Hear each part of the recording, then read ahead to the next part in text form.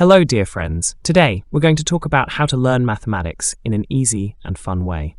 Let's dive in. Mathematics starts with fundamental concepts. Make sure you understand addition, subtraction, multiplication, and division. Math is all about practice.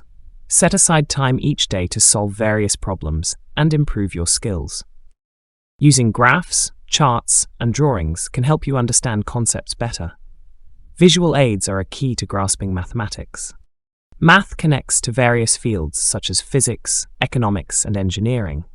Exploring these connections can make it more interesting. If you don't understand something, ask questions. Reach out to teachers, friends, or online forums for help. Books, video lessons, and online courses are useful resources.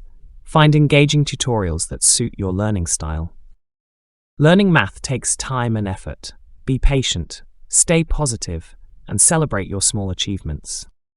So to learn mathematics easily, focus on mastering the basics and don't hesitate to ask questions. Find your unique style.